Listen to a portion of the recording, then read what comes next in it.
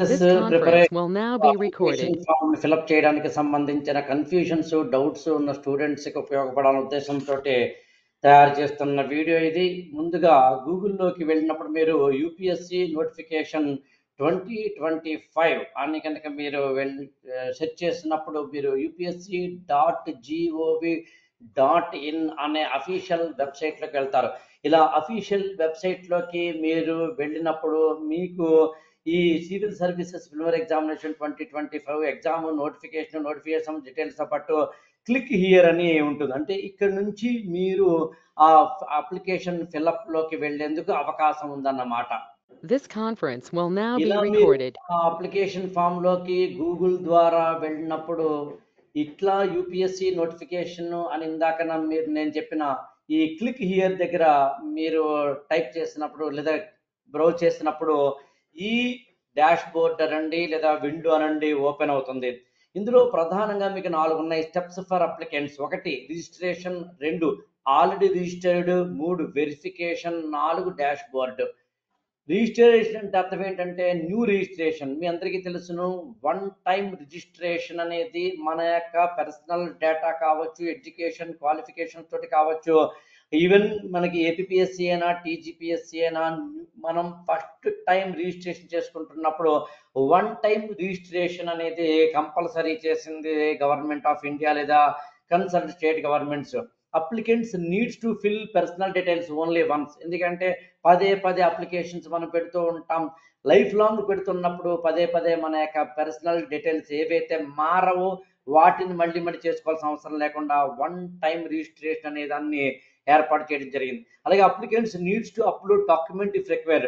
ఏవైనా caste certificate కావచ్చు, లేకపోతే 10th క్లాస్ సర్టిఫికెట్ కావచ్చు, మరొకటి కావచ్చు, దాన్ని అప్లికెంట్ అప్లోడ్ చేయాల్సి ఉంటుంది. అలాగే OTR information, of course OTR information అనేది మనకి డిజిటల్గా దాంట్లో అవైలబుల్ పెట్టుకోవడం జరుగుతుంది. మొత్తం మీద ఒక స్టూడెంట్గా మనము రిజిస్ట్రేషన్ ఫస్ట్ టైం చేయాల్సి వస్తే కనుక మన నేమ్ కానీ, మన ఫుల్ నేమ్ కానీ, జెండర్ కానీ, డేట్ ఆఫ్ బర్త్ కానీ, ఫాదర్ నేమ్, మదర్ నేమ్, మొత్తం ఇవన్నీ ఏవైతే ఉంటాయో the very basic information of the క్యాండిడేట్ని 1 టైం రిజిస్ట్రేషన్ అనే అంశంలో మనం ఏర్పాటు చేసుకుంటాం ఓటీఆర్. అప్పుడు మనకి ఆల్రెడీ రిజిస్టర్ అయినట్లు లెక్క అవుతుంది మనం, అంతే కదా. మనం ఆల్రెడీ కాబట్టి అప్పుడు ఈమెయిల్ ఐడి ద్వారా కానీ, మొబైల్ నెంబర్ ద్వారా కానీ, ఓటీఆర్ ఐడి ద్వారా కానీ మనం లాగిన్ అయ్యి దాని ప్రకారం ఓటీపీ ఉండి దాని ప్రకారం ఇక్కడ ఉన్న ఇమేజ్కి సంబంధించిన దాన్ని మనం రిఫ్రెష్ చేసుకుంటూ దానికి సంబంధించి చేసి లాగిన్ అవ్వడం అనేది మనం చేసే మొట్టమొదటి పని లేదా మొట్టమొదటి step. This conference will now be recorded. ఇప్పుడు మనము ఆ ఓటీపీ ఇచ్చిన తర్వాత లాగిన్ అయిన తర్వాత మనకి ప్రధానంగా కనిపించేవి personal information, address information, photo and sign upload, educational information, documents ఏమి అప్లోడ్ చేయాలి, parental information, employment information, UPSC examination information, achievement prizes medals on the others, OBC annexure, OBC అయితే ఓబీసీ, ఇతర క్యాస్ట్ అయితే ఇతర క్యాస్ట్స్, లేదా physically challenged అయితే ఏదైతే అది. గమనించాల్సిన విషయం ఏంటంటే మీరు మన యొక్క పర్సనల్ డేటాని అప్లై చేసేటప్పుడు లేదా మన పర్సనల్ ఇన్ఫర్మేషన్ ఇచ్చేటప్పుడు పెద్ద కన్ఫ్యూజన్ ఏమీ ఉండదు. స్టూడెంట్స్గా మీ కన్ఫ్యూజన్ ఉండేది 4 ఏరియాల్లో. 1 క్యాస్ట్ సర్టిఫికెట్కి సంబంధించిన ఓబీసీ ఎనెక్స్వర్ కానీ, లేదా ఎస్సీ ఎస్టీ కానీ, ఫిజికల్లీ ఛాలెంజ్డ్ కానీ, ఎకనామికల్లీ వీకర్ సెక్షన్స్ కానీ సంబంధించింది ఇక్కడ ఇన్ఫర్మేషన్ విషయంలో కొద్దిగా కన్ఫ్యూజన్ ఉంటుంది. ఆ క్లారిఫికేషన్ ఇస్తాను. అలాగే 2వది achievement prizes medals and others.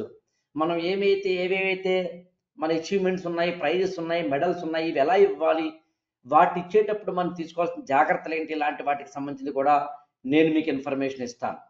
అదేవిధంగా 3వది మనం కన్ఫ్యూజ్ అయ్యేది డాక్యుమెంట్స్ అప్లోడ్. ఏమేమి డాక్యుమెంట్స్ అప్లోడ్ చేయాలి, ఏమేమి డాక్యుమెంట్స్ కంపల్సరీగా అప్లోడ్ చేయాలి, ఇలాంటివి. ఇక్కడ నేను స్క్రీన్ మీద చూపిస్తున్న ఆ డాక్యుమెంట్స్ అప్లోడ్కి సంబంధించిన వాటిల్లో మీ యొక్క మెట్రికులేషన్ సర్టిఫికెట్ అంటే అర్థం ఏంటి, 10th క్లాస్ సర్టిఫికెట్ ఇవ్వాలి. ఎందుకంటే అది proof of date of birth కాబట్టి. అది మెట్రికులేషన్ కొన్ని ఏరియాలో అంటారు, స్కూల్ లీవింగ్ సర్టిఫికెట్ అని కొన్ని ఏరియాలు అంటారు, మనం 10th క్లాస్ అంటాం. అదేవిధంగా గ్రాడ్యుయేషన్ పాస్డ్, మనం ఏ గ్రాడ్యుయేషన్ అయితే పాస్ అయ్యామో దానికి సంబంధించిన సర్టిఫికెట్. అదేవిధంగా selected photo ID proof, Aadhaar అయితే ఆధారు, ప్యాన్ అయితే ప్యాను, ఏదైతే అది. అదేవిధంగా certificate in support of claim of belong to SC, ST, OBC, of course non creamy layer, EWS economically weaker సెక్షనా, ఓబీసీ అయితే కనుక నాన్ క్రీమీ లేయరా, ఎస్సీ ఎస్టీ దాంట్లో ఏ కేటగిరీ చెందిందో వాటిని మనము అప్లోడ్ చేసే అవకాశం ఇక్కడ ఉంటుంది. అదేవిధంగా అండర్టేకింగ్, ఇవన్నీ మన యొక్క అప్లికేషన్ ఫామ్లోనే కొన్ని ఉంటాయి. అలాగే వన్ టైం రిజిస్ట్రేషన్ చేస్తున్నప్పుడు వీటన్నిటిని మనం అప్లోడ్ చేస్తాం. ఓబీసీ డిక్లరేషన్ అయినా, ఈడబ్ల్యూఎస్ డిక్లరేషన్ అయినా మన అండర్టేకింగ్ ప్రొఫార్మా అనేది ఇస్తాం. ఈ 5 ఏవైతే ఉన్నాయో ఇవి కంపల్సరీ, స్టార్ గుర్తు వేశారు కాబట్టి కంపల్సరీ. మ్యాండేటరీగా ఉన్నవి మాత్రం చూజ్ ఫైల్ చూస్ చేస్తాం. మన యొక్క వెబ్సైట్, మన యొక్క కంప్యూటర్ ద్వారా, ల్యాప్టాప్ ద్వారా లేదా సెల్ ఫోన్ ద్వారా వీటిని మనం అప్లోడ్ చేస్తాం. ఇవన్నీ ఏమీ అంత కంగారు పడాల్సింది ఏమీ కాదు, యూజర్ ఫ్రెండ్లీగా ఉండేవే. మనం చూస్ ఫైల్ అన్నప్పుడు ఆ ఫైల్లోకి వెళతాం, వెళ్ళిన తర్వాత దాన్ని అప్లోడ్ చేస్తాం. ఇట్స్ ఏ కామన్ విషయం. అదేవిధంగా మనం అప్లోడ్ చేసిన దాన్ని ఇక్కడ మనం చూసే ప్రయత్నం చేస్తాం. ఒకవేళ కనుక అప్లోడ్ చేసింది సరైనది కాదనుకుంటే డిలీట్ చేసుకోవచ్చు, లేదా అప్లోడ్ చేసింది వ్యూ అప్లోడ్ ఫైల్ అంటే అప్లోడెడ్ ఫైల్ని మనం ఒకసారి వెరిఫికేషన్ చేసుకోవచ్చు. మనం అప్లై చేసామా, సరిగ్గా చేసామా, ఎలా చేసామా అనే వాటికి సంబంధించినవి. అలాగే గమనించాల్సిన మరో ఏంటంటే ఫోటో అండ్ సైన్ అప్లోడ్. మనం లేటెస్ట్ ఫోటో పెట్టాలి కాబట్టి ఆ లేటెస్ట్ ఫోటోకి సంబంధించిన ఇన్ఫర్మేషను, ఏ సైజు ఉండాలో ఆ కేబీ, ఆ మెమరీ అదే సైజు ఉందో లేదో చెక్ చేసుకోవడము లాంటి వాటికి సంబంధించినవి అవన్నీ కూడా ఆటోమేటిక్గా ఇవాళ నేను చెప్పాల్సిన అవసరం లేదు, గూగుల్లోనే మనం ఫైల్స్ యొక్క ఈ సైజెస్ను కూడా అటు ఇటు ఆల్టర్ చేసుకునే పరిస్థితి ఉంది. మొత్తం మీద ఇక్కడ ఈ లెఫ్ట్ సైడ్లో ఉన్న వీటిల్లో మన యొక్క ఇన్ఫర్మేషన్ మనం అప్లోడ్ చేస్తూ ఉంటాం. గమనించాల్సిందిలో ప్రధానమైనది ఏమిటి అన్నప్పుడంటే the very very crucial point, మనం మన యొక్క స్టేట్ క్యాడర్స్ని కానీ లేదా మన సర్వీసెస్ క్యాడర్స్ని కానీ మనం అప్లోడ్ చేసే విధానంలో కొంచెం జాగ్రత్త తీసుకోవాల్సిన అవసరం మాత్రం ఉంటుంది. అదేమిటో కూడా నేను ఈ క్లాస్లో చెప్తాను. This conference will now be మనకి recorded. దీంట్లో ఎనెక్సర్కి సంబంధించిన దానికి ఓబీసీ ఎనెక్సర్ ఉందనుకోండి. ఓబీసీ ఎనెక్సర్లో మనం యొక్క ఆ ఎనెక్సర్ సంబంధించిన ఏవైతే ఇన్ఫర్మేషన్ ఉంటుందో వాటన్నిటిని కూడా మనం ఏర్పాటు చేసే ప్రయత్నం చేస్తాం. కానీ గమనించాల్సిన అసలైన విషయాలు ఏమిటి అన్నప్పుడు, యాజ్ ఏ స్టూడెంట్గా మీరు అప్లై చేస్తున్నప్పుడు మనము మన డాఫ్ కావచ్చు, లేకపోతే కనుక డాఫ్కి సంబంధించిన ఇన్ఫర్మేషన్ కావచ్చు, వీటన్నిటినీ అప్లై చేసేటప్పుడు చిన్న చిన్న జాగ్రత్తల్ని ఇక్కడ నేను మీకు చెప్పాలనుకుంటున్నాను. అందులో ఒకటి ఏంటంటే చాలామంది స్టూడెంట్స్ ఓబీసీ సర్టిఫికెట్ కానీ ఇతర సర్టిఫికెట్, క్యాస్ట్ సర్టిఫికెట్స్ కానీ ఎలా పెట్టాలి అనేది. అఫ్ కోర్స్ నేను మీకు చెప్పాల్సిన అవసరం లేదు. ఫస్ట్ పాయింట్, మీకు ఓబీసీ అయినప్పుడు క్రీమీ లేయర్ అనే దాంట్లోకి మనం వస్తామా రామా అనే దాన్ని చెక్ చేసుకోవాలి. కాబట్టి దాని నిమిత్తమై మనకి లేటెస్ట్ ఏదైతే సర్టిఫికేషన్ ఉందో దాన్ని మాత్రమే అప్లోడ్ చేయాల్సి ఉంటుంది. అదేవిధంగా మనకి అందులో ఇంకొకటి ఏంటంటే గమనించాల్సింది, నేను మీకు ఇక్కడ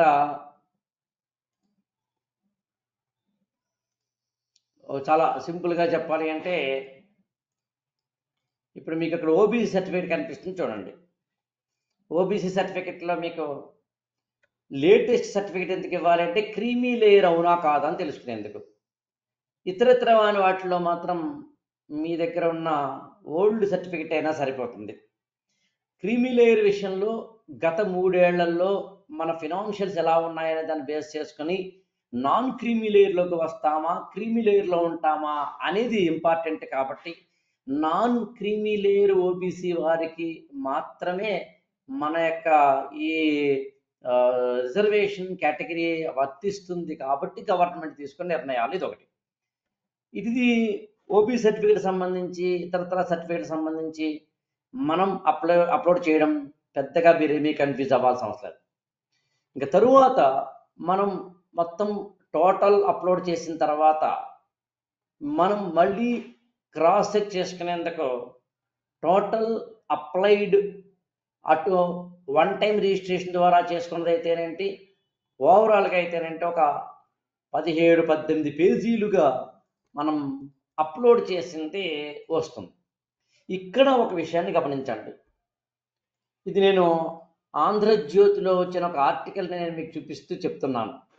కర్టసీ టు ఆంధ్రజ్యోతి ఆర్టికల్కి సంబంధించింది. ఇందులో ప్రధానంగా గమనించండి, ఇవాళ నేను ఈ అప్లికేషన్ ఫామ్ గురించి ఇస్తున్న ఎక్స్ప్లెనేషన్ క్లాసు 2025 నోటిఫికేషన్ సంబంధించింది. 979 పోస్టులు ఉన్నాయి. లాస్ట్ ఇయర్ అయితే కనుక 1000కి పైగా పోస్టులు ఉన్నాయి. అంతకుముందు అయితే కనుక 1100కి పైగా పోస్టులు ఉన్నాయి. ఫ్రాంక్గా చెప్పాలంటే కొంత తగ్గినాయని చెప్పుకోవచ్చు. అదేవిధంగా మనకి భర్తీ చేసే సర్వీసులు 23 ఉన్నాయి. మనకి మామూలుగా అప్పుడప్పుడు చిన్న చిన్న మార్పులు చేస్తూ ఉంటుంది యూపీఎస్సి, వాటిని పెద్దగా పట్టించుకోకండి. కానీ ఇండియన్ రైల్వే మేనేజ్మెంట్ సర్వీస్ని, Indian railway traffic service, Indian railway account service, Indian railway personal service అని 3 రకాలుగా విభజించినప్పుడు మనకి 23 సర్వీసులు వచ్చినాయి. అప్పుడప్పుడు యూపీఎస్సి చిన్న చిన్న మార్పులు చేస్తుంది, దాన్ని పెద్దగా పట్టించుకోకండి. కానీ గమనించాల్సింది ఏంటంటే వయోపరిమితి అనేది, అంటే ఏజ్ లిమిట్ అనేది చాలామందికి తెలుసును. జనరల్ అభ్యర్థులకి 21 నుంచి 32 సంవత్సరాలు ఉంటుంది. 2 ఆగస్టు 1993 నుంచి 1 ఆగస్టు 2004 మధ్య జన్మించినప్పుడు మాత్రమే ఈ ఏజ్ లిమిట్లోకి వస్తారు. అదేవిధంగా ఓబీసీ అయితే కనుక ఇంకొక 3 ఏళ్ళు సడలింపు ఉంటుంది, అంటే 35. ఎస్సీ ఎస్టీ అయితే కనుక 5 ఏళ్ళు సడలింపు ఉంటుంది, కాబట్టి 37.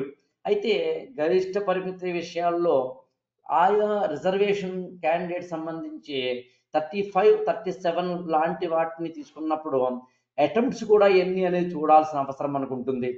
జనరల్ అభ్యర్థుల అటెంప్ట్స్ ఏమో 6. అంటే ఒక జనరల్ స్టూడెంట్ 21 నుంచి 32 సంవత్సరాల వయసులో 6 అటెంప్ట్లు మాత్రమే ఇవ్వడానికి అర్హుడు లేదా అర్హురాలు. అదే ఓబీసీకి అయితే కనుక 9 అటెంప్ట్లు ఇచ్చేందుకు అవకాశం ఉంది. 3 ఏళ్ల సడలింపు, 3 అటెంప్ట్లు ఉన్నట్లు లెక్క. కానీ ఎస్సీ ఎస్టీ అభ్యర్థులకు 5 ఏళ్ల గరిష్ట వయో పరిమితి అనేది సడలింపు ఉన్న పరిమితి విషయంలో అన్లిమిటెడ్ అటెంప్ట్స్ ఉండే అవకాశం ఉంది. అదేవిధంగా డిఫెన్స్ సర్వీస్లో ఏ కారణం చేతనైనా ఫిజికల్లీ ఛాలెంజ్డ్ అయిన వాళ్ళకి కానీ, లేదా ఎక్స్ సర్వీస్ మెన్ ఎవరైతే ఉన్నారో వారికి కానీ, ఫిజికల్లీ ఛాలెంజ్డ్ పీడబ్ల్యూడీలో ఉన్నవారు కానీ, అంటే బెంచ్ మార్క్ డిజబిలిటీ ఎంత ఉంది అనే దాన్ని బేస్ చేసుకుని వాటి మీద ఆధారపడి వయో పరిమితులు ఉన్నాయి. ఏది ఏమైనా ఒక స్టూడెంట్ తన యొక్క వయో పరిమితులను అర్థం చేసుకుంటూ ఎన్ని అటెంప్ట్లు ఉన్నాయన్న దాన్ని బేస్ చేసుకుని ఎప్పుడైనా సరే మన యొక్క ప్రిపరేషన్ స్టార్ట్ చేసి ఐఏఎస్ అవ్వచ్చు అని గమనించాల్సి ఉంటుంది. అదేవిధంగా ఫైనల్ ఇయర్లో ఉన్న స్టూడెంట్స్ మామూలుగా అయితే ఒకప్పుడు ప్రిలిమినరీ మాత్రమే రాసి మెయిన్స్ దగ్గరికి వచ్చేసరికి డిగ్రీ, గ్రాడ్యుయేషన్, ఫైనల్ ఇయర్ సర్టిఫికెట్ని చెబితేనే తప్ప అప్పుడు మెయిన్స్ రాసే అవకాశం ఉండేది కాదు. ఇప్పుడు అలా కాదు. ప్రిలిమినరీతో పాటు మెయిన్స్కి కూడా గ్రాడ్యుయేషన్ ఇంకా పూర్తి కాకుండానే వాళ్ళు అటెంప్ట్ ఇవ్వచ్చు. అది నిజానికి ఎవరైనా ఒక స్టూడెంట్ ఇంటర్మీడియట్ నుంచే ప్రిపరేషన్ స్టార్ట్ చేస్తే మాత్రం చాలా మంచి అవకాశం ఉంది. అదేవిధంగా రిజర్వేషన్లు, వయోపరిమితి సడలింపులు ఇలాంటి వాటికి సంబంధించిన మన ధృవీకరణ పత్రాలు అంటాం, ఏవైతే సర్టిఫికేషన్స్ ఉంటాయో వాటిని ఇంతకుముందు మెయిన్స్ టైంలో అప్లై చేస్తే సరిపోయేవి కొన్ని, ఇంటర్వ్యూ టైంలో అప్లై చేస్తే సరిపోయేవి కొన్ని. కానీ ఇప్పుడు అలా కాదు, అన్నీ ప్రిలిమినరీ విషయంలోనే అప్లై చేయాల్సి ఉంటుంది.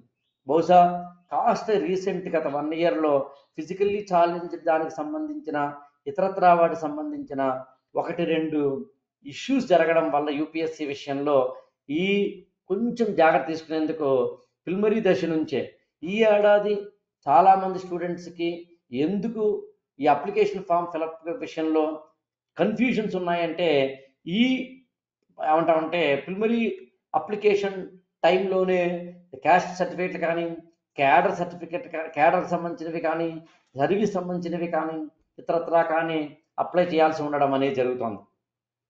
అదేవిధంగా ఓబీసీలు కుల ధృవీకరణ పత్రంతో పాటు నాన్ క్రీమీ లేయర్ సర్టిఫికెట్ కూడా అప్లై చేయాలి. ఎందుకంటే ఆ బీసీ అని చెప్తూ దాంతోపాటు నాన్ క్రీమీ లేయర్ అని కూడా చెప్పాల్సి ఉంటుంది. కాబట్టి అందుని గత 3 ఏళ్ల మన ఫినాన్షియల్ సర్టిఫికెట్ మీద ఆధారపడిన నాన్ క్రీమీ లేయర్ సర్టిఫికెట్ ఇవ్వాల్సి ఉంటుంది. అలాగే ఈడబ్ల్యూఎస్ కూడా అంతే కదా, మరి ఎకనామికల్లీ వీకర్ సెక్షన్ కాబట్టి దానికి సంబంధించిన ఇన్కమ్ సర్టిఫికెట్ తోటి కూడా మనం ఇవ్వాల్సి ఉంటుంది. సర్వీస్ ప్రిఫరెన్సెస్ అనేవి ప్రిలిమినరీ ఎగ్జామినేషన్ అప్లికేషన్లోనే మనం ఫిలప్ చేసుకోవాల్సి ఉంటుంది. క్యాడర్ ప్రిఫరెన్స్లు మాత్రం ప్రిలిమినరీ ఎగ్జామినేషన్ అయిపోయిన తర్వాత ఒక 10 days టైం ఉంటుంది, అప్పుడు మనం అప్లై చేసుకుంటాం. ఎలాగూ ఓటీఆర్ ఉంటుంది కాబట్టి వన్ టైం రిజిస్ట్రేషన్ దాని ద్వారా వెళ్ళి మనం చేసుకుంటానని చెప్పాల్సిన అవసరం లేదు. కాకపోతే మీరు గమనించాల్సిన అంశాలలో అత్యంత కీలకమైనది ఏమిటి అంటే మనం ఏ విధంగా పోస్టులు లేదా సర్వీసెస్ ప్రిఫరెన్స్ పెడుతున్నాము, మనం ఏ విధంగా సర్వీస్ ప్రిఫరెన్స్తో పాటు మన యొక్క జోన్ ప్రిఫరెన్స్లు లేదా స్టేట్ ప్రిఫరెన్స్ పెడుతున్నాం అనేది చాలా చాలా కీలకమైనది. వీటితో పాటు హాబీస్ అనేవి మనం ఏ విధంగా చేస్తున్నాం, ఆ హాబీస్కి సంబంధించిన మనం తీసుకోవాల్సిన జాగ్రత్తలు ఏంటి అనే వాటిని కూడా మనం తెలుసుకునే ప్రయత్నం చేయాల్సి ఉంటుంది. ఎందుకంటే మన సివిల్ సర్వీసెస్లో చాలామంది చేసే మిస్టేక్స్ ఏంటంటే మనకి ఏమొస్తుందో ర్యాంకు వచ్చినప్పుడు చూద్దాంలే అని చాలామంది అనుకుంటూ ఉంటారు. తీరా చూస్తే వచ్చిన తర్వాత మనం మంచి ర్యాంక్ వచ్చిన ఏ కారణం చేతనైనా దానికి సంబంధించిన ఒక మంచి క్యాడర్ కానీ సర్వీస్ కానీ రాకపోతే దిగాలు పడాల్సి వస్తుంది. అందుని ఇక్కడ నేను కొన్ని మీకు ఏమంటామంటే జాగ్రత్తలు చెప్పే ప్రయత్నం చేస్తాను.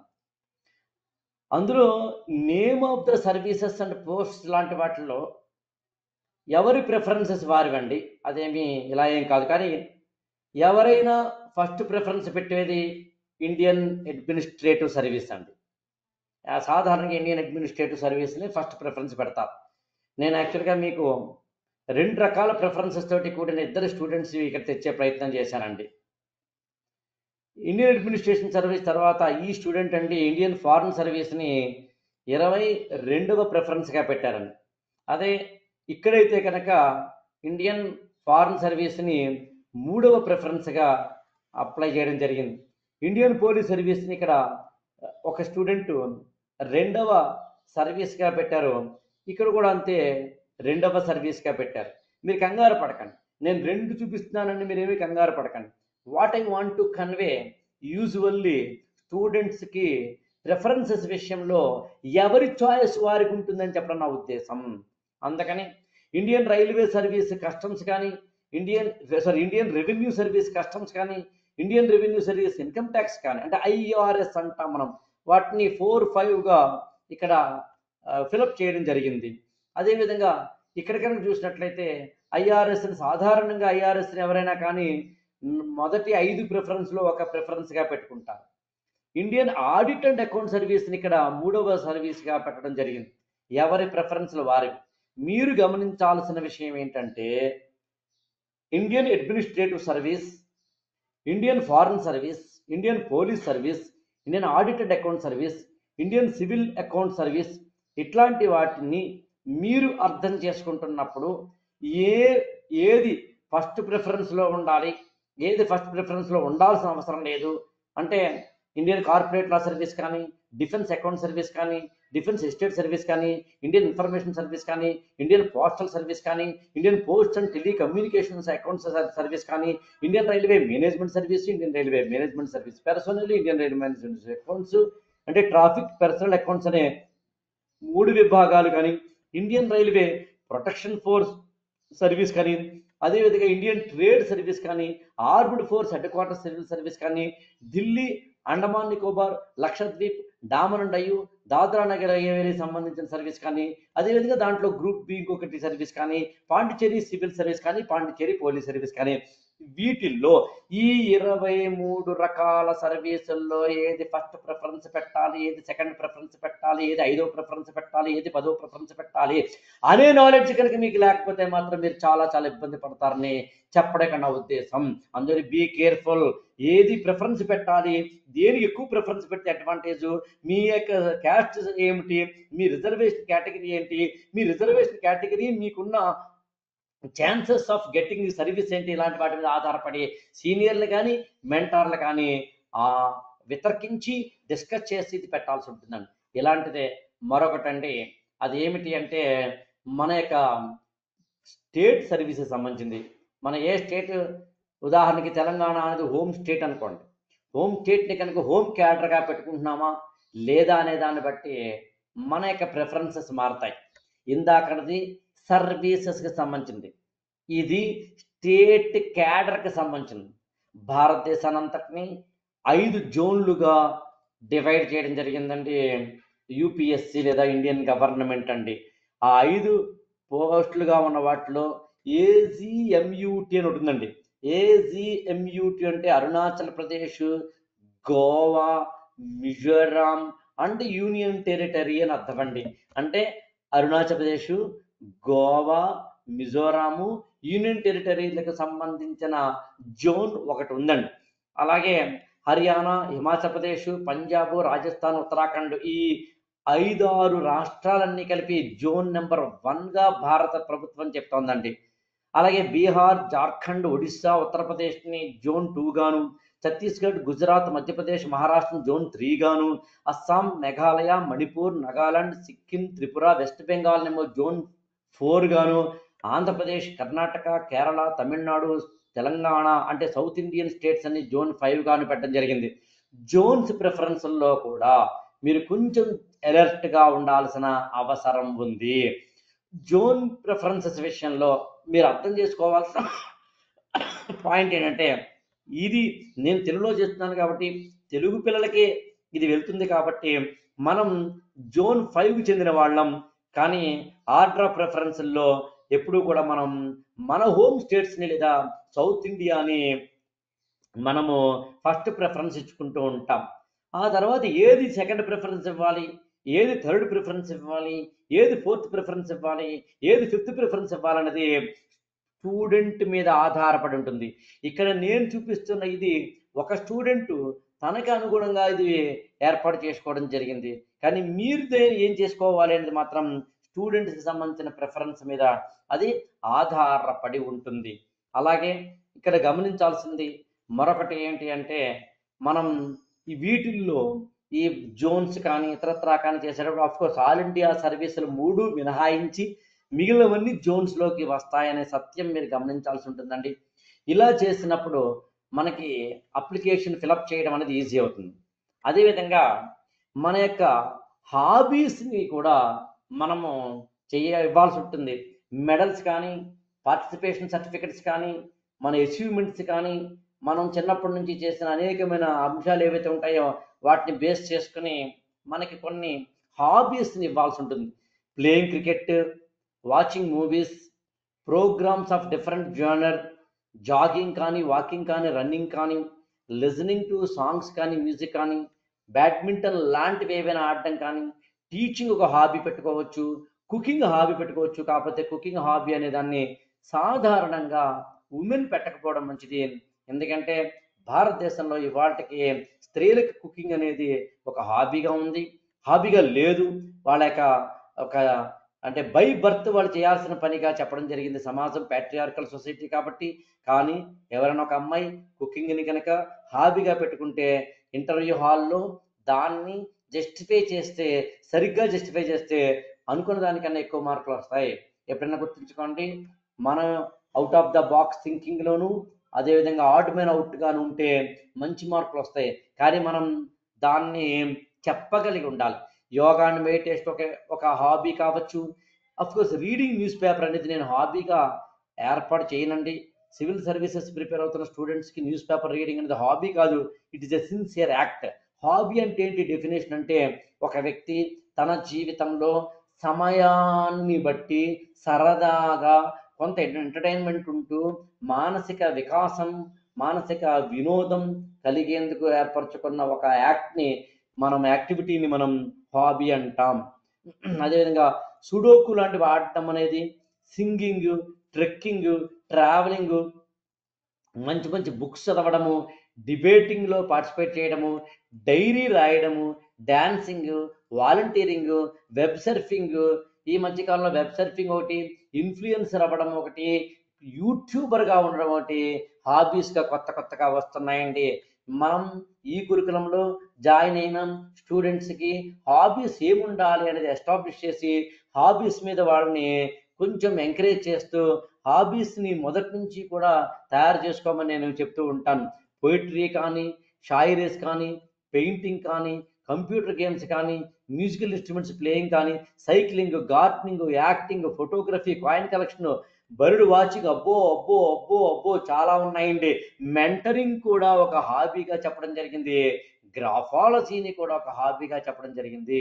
అందుకని అంటే మెంటరింగ్ సాధారణంగా మన చుట్టుపక్కల ఉన్న చిన్నపిల్లలకి నేను మెంటరింగ్ చేస్తాను లాంటి మంచి హాబీలు. ఏది హాబీ పెట్టాలి, హాబీ అనేది ఎలా ఉండాలి, హాబీ మీద వచ్చే క్వశ్చన్స్ ఏంటి, లాంటి వాటి మీద కూడా మనకి ఫుల్ కమాండ్ ఉండాల్సిన అవసరం ఉంది. అలా ఉన్న తర్వాత అప్పుడు మనకి టోటల్ మన యొక్క ఈ అప్లికేషన్ ఫిలప్ అయిన తర్వాత మనకి 100% మన యొక్క అప్లికేషన్ ఫామ్ బయటకు వస్తుంది. దాన్ని క్రాస్ చెక్ చేసుకోవచ్చు. ఇక్కడ చూడండి, ఉదాహరణకి హాబీస్ అన్నప్పుడు ఈ స్టూడెంట్ ఇక్కడ మెడిసినల్ ప్లాంట్ ఫార్మింగ్ అనేది హాబీగా పెట్టారండి. అలాగే సింగింగ్ అన్నమాచార్య సంకీర్తనాస్ హాబీగా పెట్టారండి. రీడింగ్ తెలుగు పోయమ్స్ హాబీగా పెట్టారు. తెలుగు లిటరేచర్ ఆప్షనల్ కావడం వల్ల ఈ స్టూడెంట్కి అన్నమాచార్య సంకీర్తనలు అనేవి మనకి అంటే సంకీర్తనలు పాడడంలో అన్నమాచార్య పాడడం అనేది స్పెషల్గా ఆవిడ పెట్టుకున్నారన్నమాట.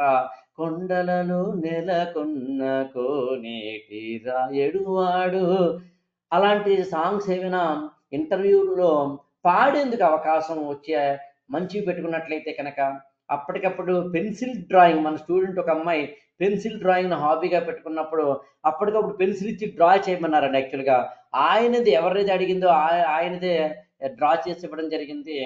సరే, ర్యాంక్ వచ్చిందా లేదా అనే దాని విషయంలో ఆమెకి ర్యాంక్ వచ్చిందండి. ఆమె ఐఏఎస్ అయ్యారు. కానీ ఆయన మీద ఫోటో వేయడం వల్ల ర్యాంక్ వచ్చింది అనేది మాత్రం కాదు. అంటే ఇంటర్వ్యూ హాల్లో మన యొక్క ఎక్స్ట్రా కరిక్యులర్ ఎబిలిటీస్ని మనం కనుక షో చేసినప్పుడు you will get a very good vibe in the interview board అని చెప్పడం నా ఉద్దేశం. అన్నమాచార్య సంకీర్తనల్లో అనేకం ఉన్నాయండి. ఏదో ఒకటి పాడొచ్చు ఈమె అలా పాడడానికి. అలాగే రీడింగ్ తెలుగు పొయమ్స్ అనేది ఆవిడ పెట్టింది. అంటే తెలుగు లిటరేచర్ ఆప్షనల్ కాబట్టి ఏదైనా తెలుగు పొయ్యంని కనుక చదవమంటే కనుక అదేదో మామూలుగా ఉప్పు కప్పు రంగు నొక్క పోలిక నుండి చూడ చూడ రుచులు జాడ వేరు పురుషులందు పుణ్య పురుషులు వేరే విశ్వదాభిరామ వినురవేమ లాంటి వేమన పద్యాలు వినదగునెవ్వరు చెప్పిన వినంతన వేగి పడక వివరింపదగును కనికల నిజము తెలిసిన మనుజుడెపో నీతిపరుడు మహిళో సుమతి లాంటివి ఏదో చెప్పచ్చు. లేక అటజని కాంచ భూమి సురుడు అంబర చుంబి శిర సరజ్జరి పటల ముహుర్లు పాపంగ తరంగ నిస్ఫనస్ఫుట నటనానురూప పరిపుల్ల కలాపి జాలమన్ కట్టక చరత్కరైన కరకంపిత సాలము శితశైలమున్ లాంటివైనా చెప్పొచ్చండి. అంటే మనము పద్యాన్ని అక్కడ పాడి వినిపిస్తున్నప్పుడు మనము ఒక వైబ్ క్రియేట్ చేసిన వాళ్ళం అవుతాం. ఎందుకు ఇలాంటి పదాలు చెప్తానో చూడండి. ఒక సైక్లింగ్ను, బాస్కెట్బాల్ను, కబడ్డీను, హాకీను, లేకపోతే సుడోకును ఇలాంటివి చెప్పినప్పుడు మీ హాబీ మంచిదే, కాదని అంటం లేదు. వాచింగ్ మూవీస్ హాబీ మంచిదే, కాదని అంటం లేదు. ప్లేయింగ్ క్రికెట్ మంచిదే, కాదని అంటం లేదు. కానీ మీరు కనుక ఇంటర్వ్యూ బోర్డులో పెర్ఫామ్ చేయగలిగేది కనుక మీరు పెట్టుకున్నట్లయితే, పెర్ఫామ్ చేయగలిగేది ఉదాహరణకి టెడ్ టాక్ పెర్ఫామ్ చేయొచ్చు. వాళ్ళు అడిగారు కదా, ఉదాహరణకి ఒక టాపిక్ ఇచ్చి ఇమ్మీడియట్గా దీని మీద మాట్లాడవయ్యా అన్నారనుకోండి, మనం దాని మీద టక్ టక్ అని చెప్పేందుకు అవకాశం ఉంటుంది. అంటే మనము తెలివితేటలు వాడాలి, స్మార్ట్ గేమ్ వాడాలి. చిన్న చిన్న జిమ్మిక్కులతోటి మనం జిమ్మిక్ అనేది పాజిటివ్గా చెప్తున్నాను, మనం ఐఏఎస్ అయ్యేందుకు అవకాశం ఉంది. అంతేకాని మనం ఇంటర్వ్యూ బోర్డులో మనం అక్కడ ఎస్టాబ్లిష్ చేయలేంది, వాళ్ళు అడగడానికి ఏమీ లేనిది, అడిగినా కూడా మనం చెప్పలేంది, ఇలాంటిది కాకుండా ఒక ఎంగేజ్ చేయగలిగేది ఒక పెయింటింగ్. అది లేకపోతే సాంగ్స్, ఉదాహరణకు సాంగ్స్ పాడలేరు అనుకోండి, పద్యాలు పాడతానని చెప్పి ఇందాక నీ స్టూడెంట్ రాసినట్టుగా మీరు చేసే ప్రయత్నం చేయండి. ఎప్పుడైతే పద్యాలు చదువుతాము అన్నారో తెలుగు పద్యం కూడా అన్నారు కాబట్టి వాళ్ళు ఏదైనా సరదాగా అడిగేందుకు అవకాశం ఉంది. అన్నమయ్య సంకీర్తన అన్నారు, అన్నమయ్య పేరు వినని వాళ్ళు నార్త్ ఇండియన్స్ కూడా ఉంటారు కదండి. మహాయిదా అన్నమయ్యనయే కబీర్ దాస్ తోటో, రామ్ దాస్ తోటో, మరో తోటి పోల్చమనో, తులసీదాస్ తోటో పోల్చమనో క్వశ్చన్స్ అడిగితే అడగవచ్చు. కానీ ఒక సంకీర్తన పాడమ్మా అన్నప్పుడు కనుక పాడేందుకు నీకు ఒక అవకాశం దక్కినప్పుడు, నాకు ఇప్పటికీ గుర్తు ఏపీపీఎస్సీలో 15 సంవత్సరాల కిందట మన స్టూడెంట్ ఒక ఆవిడ తిరుపతి నుంచి వచ్చారు, అన్నమాచార్య సంకీర్తన పాడారు, ఆమె గ్రూప్ 1 ఆఫీసర్ అయ్యారు. దయచేసి ఎగ్జామ్ ఇంటర్వ్యూ హాల్లో మనం పాటలు పాడితే, ఆటలాడితే, డ్యాన్సులు కడితే, బొమ్మలు గీస్తే ఐఏఎస్ అవుతారు, గ్రూప్ 1 అవుతారని చెప్పన్న ఉద్దేశం కాదు. Engage the interview board members. ప్రతి స్టూడెంట్ లోపలికి వెళ్ళిన తర్వాత చెమటలు కక్కేస్తూ టెన్షన్ పడిపోతూ మాట్లాడుతున్న దశలో నువ్వు కొంచెం రిలాక్సేషన్, నువ్వు కొంచెం ఎంటర్టైన్మెంట్, జోక్స్ అండి, స్టాండప్ కామెడీ. నాకు అప్పుడు గుర్తు, లాస్ట్ ఇయర్ ఒక అబ్బాయి స్టాండప్ కామెడీ అని రాశారు యాక్చువల్గానండి హాబీల్లో. ఇమ్మీడియట్గా ఆయన అని ఒక జోక్ చెప్పు అన్నారండి. సో ఇలా మనము ఆధునికంగా వస్తున్నవి స్టాండప్ కామెడీ కావచ్చు, యూట్యూబర్ కావచ్చు, పొయిట్రీ కావచ్చు, సింగింగ్ కావచ్చు, ఇలాంటి వాటిని మీరు కనుక చేస్తే బాగుంటుందన్నది నా ఉద్దేశం. సో ఈ విధంగా మీరు అప్లై చేయడానికి కావాల్సినవన్నీ ఈ వీడియో ద్వారా నేను చెప్పాను అనుకుంటున్నాను. థ్యాంక్ యూ సో మచ్ అండి for giving such a wonderful opportunity for you people to get a guidance regarding applying the applications. Thank you so much అండి.